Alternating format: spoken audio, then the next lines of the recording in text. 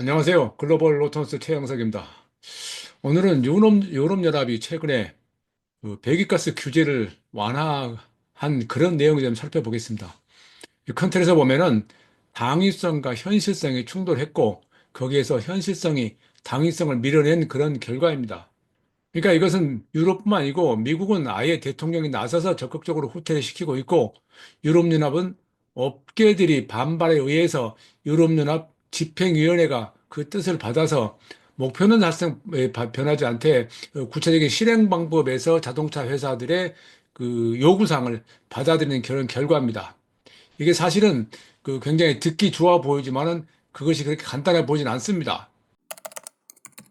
이 당위성과 형식성의 충돌을 말씀드렸는데 이것은 제가 2년 전에 이 제목으로 칼럼을 쓴 적이 있습니다. 분명히 우리가 지금 그 전 세계적으로 목표를 삼고 있는 것은 2015년에 파리 협정으로 이 결성한 지구의 온도, 기온 상승을 막고자 하는 건데 그것을 우리는 탄소 중립이란 말로 요약을 하고 있죠. 이걸 막지 않으면은 기후 재앙이 현실화되고 많은 전문가들 말에 의하면 21세기가 오기 전에 지구촌에서는 생물체가 살아남을 수 없는 여섯 번째 멸종이 올 것이다라는 말을 하고 있는데 그에 대해서 그를 위해서 이산화탄소를 줄여야 되고 메탄가스 등 온실가스를 줄여야 되는데 그것이 당위성인데 그 당위성이 기업체들이 수익을 내야 된다. 좀 더 크게 넓혀보면은 그 기업체들을 이끌고 국민들에게 뭔가 실적을 보여줘야 되는 정치인들이 그들의 그 성과를 내기 위해서 가능한 모든 방법을 동원하다 보니 이런 일이 벌어진 겁니다. 예를 들어서 우리가 알고 있는 미국의 바이든과 트럼프라고 하는 이 두 대통령을 그 보면서 저는 항상 느끼는 것은 극단적인 양극 정치가 만들어낸 미국의 현실이 세계의 거의 모든 시스템을 뒤흔들어 버리고 있다. 그래서 결국은 지금대로 간다면은 기후재앙이 현실화될 것이다. 라는 저는 생각을 하게 됩니다. 그래서 제가 이런 영상을 만드는 것도 사실은 한국은 특히 더 심하죠. 관심이 별로 없어요. 당장에 무슨 차가 많이 팔리냐, 주가가 얼마나 올라가냐, 서학개미가 어쩌니, 여기에 그 중심을 두고 있는데 안타깝습니다.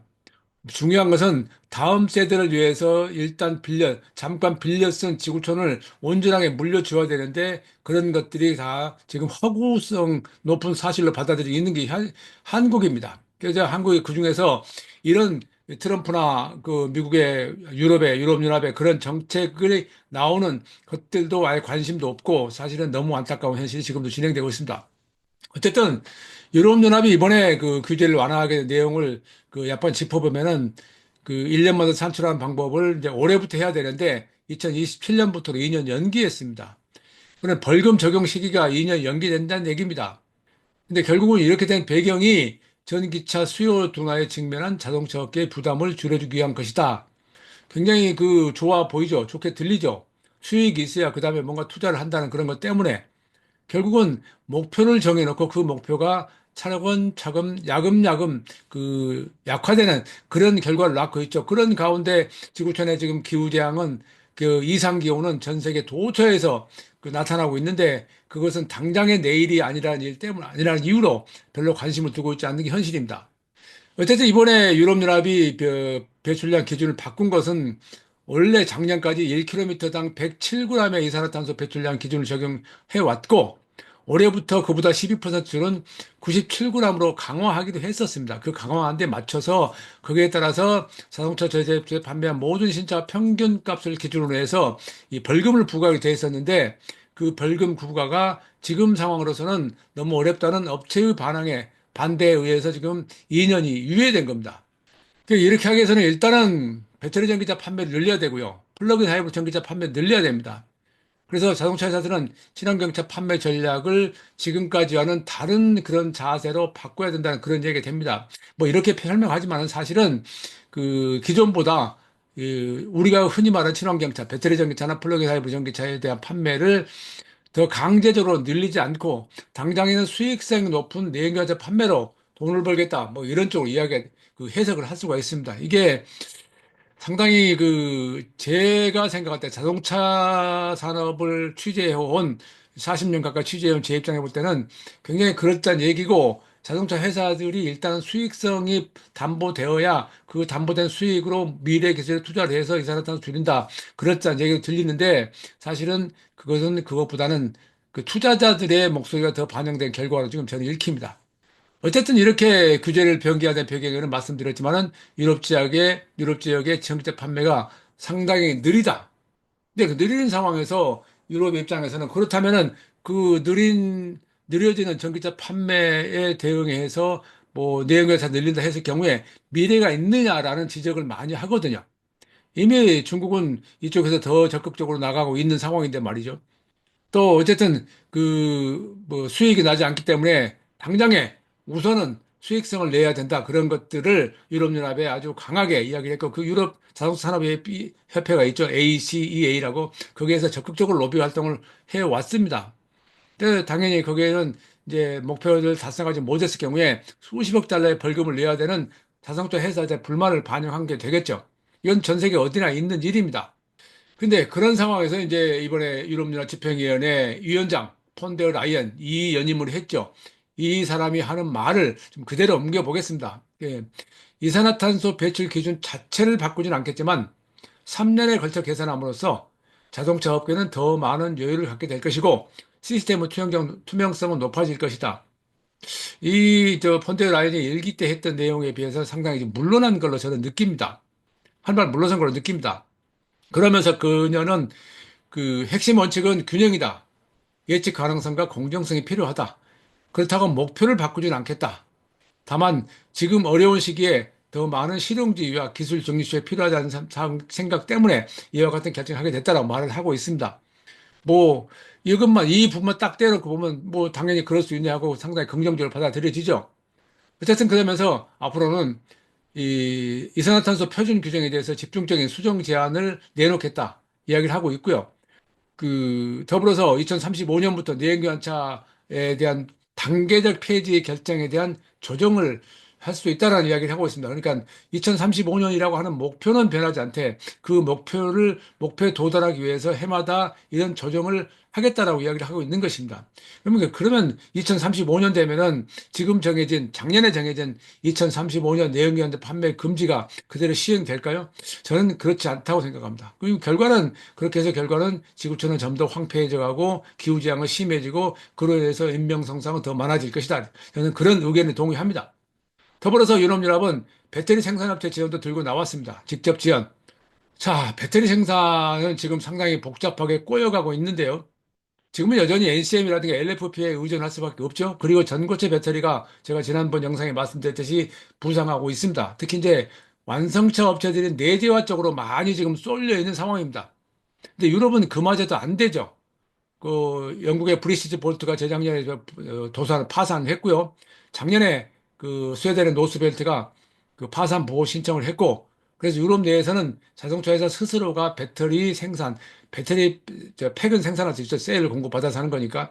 근데 배터리 자체를 생산하는 것이 어려운 상황인데 그걸 위해서 그것 때문에 배터리 생산업체 지원을 하겠다고 나섰습니다. 또 여러 조건을 내세우고 있는데 어쨌든 여기에 대해서 미국의 인플레이션 감축법하고 유사한 요구사항에 포함될 수 있다라고 지금 이야기를 하고 있습니다.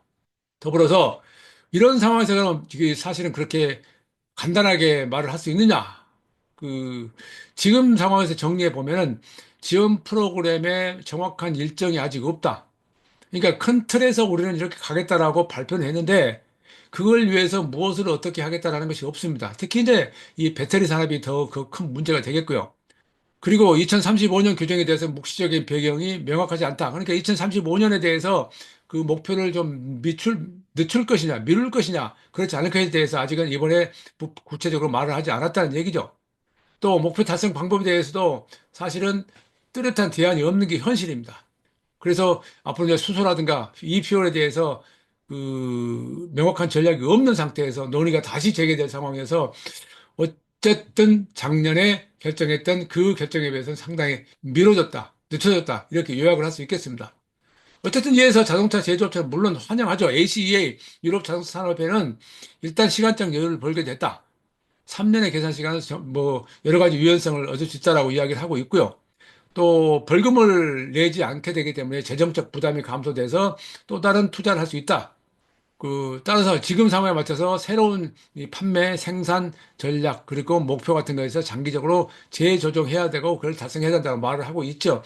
근데 유럽 자동차 산업협회는 언제나 그랬듯이 이런 문제에서 상당히 적극적으로 유럽연합회 집행위원회의 의견을 따라왔었는데, 지금 그만큼 힘들다는 것을 반영하고 있는 것입니다. 그때 지금은 유럽에서 지금 또 등장하고 있는 게 수소 연료와 이퓨얼, 배터리 전기차에 대해서 또 다른 내용의 의견들이 등장할 것으로 예상이 됩니다. 뭐 수소 연료 전지 기술은 일단 배터리 전기차와 마찬가지로 전혀 무배출가스, 배출가스가 없는 대안으로 주목을 끌고 있지만 수소 산업과 수소 연료 전지 산업과 그리고 수소 자동차 산업이 복잡하게 꼬여 있어서 그에 대한 대안이 없는 그런 상황에서 최근에는 유럽에서 그 수소 연료 전지 충진소를 폐쇄하는 일부 그런 일까지 있는 상황에서 과연 이것이 유럽의 기술력으로 해결할 수 있겠느냐는 그런 문제가 제기됐고요. 이 표현도 또 다른 이 접근 방법을 찾을 것 같습니다. 그러니까 자주 말씀드리지만은 만약에 가장 긍정적으로 낙관적으로 2035년에 유럽에서 내연기관차 판매 금지가 된다 하더라도 차량이 15년이라는 점을 감안하면 적어도 2050년까지는 최소한 내연기관을 사용하게 되고 그 상황에서 기존에 굴러다니던 내연기관차에 공급할 탄소 중립 연료가 필요한 겁니다. 그 논리로 이퓨얼이 계속 등장했고 이퓨얼은 앞으로 또 다른 이 대안 계기를 맞게 되지 않을까 생각합니다. 또 어쨌든 지금 당장에 배터리 전기차가 가장 널리 보급된 무공의 차인데 이 시장을 중국 웹터들이 무섭게 공략하고 있고 엄청나게 빠른 속도로 유럽에 현지 공장을 세우고 전 세계 시장을 장악해 나가는 상황에서 과연 유럽 업체들이 그것을 어떻게 감당하느냐 하는 문제가 지금 다시 부상이 되고 있는 겁니다. 어쨌든 지금 상황에서 이런 것을 좀 정리해 보자면 균형 잡힌 접근이 필요하다. 이건 이제 사실은 좀 너무 좀 편리한 이야기죠. 그러니까 당위성과 현실성을 좀 균형을 잡자라는 얘기고 또 목표는 유지하되 이행 방식의 유연성을 부여한다라고 하는 건데 그게 그렇게 쉽게 될까요? 지금까지 역사를 보면은 그런 적이 별로 없었습니다. 항상 모든 규제는 정부가 발표를 했고 그 발표된 정부의 정책에 따라서 업체들이 지금까지는 적어도 내연기관 시대에 따라왔고 경우에 따라서는 내연기관한테는 더 앞선 기술력을 보여주기도 해왔었습니다. 근데 전기차로 전환이 급작스럽게 되면서 그 상황에서 목표는 거대하게 내세웠으나 현실적인 벽에 부딪히면서 이와 같은 문제가 발생했는데 과연 앞으로 이것이 어떻게 될 것이냐는 쉽지 않아 보입니다. 어쨌든 이 친환경 기술에 대해서 다양한 지원이 필요한데 그것도 역시 자본이 필요하죠. 자본이 필요하다는 얘기는 특히 유럽연합 같은 경우는 그 28개국, 27개국의 각 나라마다 처한 복잡한 상황 때문에 꼬이고 꼬여서 쉬운 어떤 공통된 의견을 도출하기 쉽지 않습니다.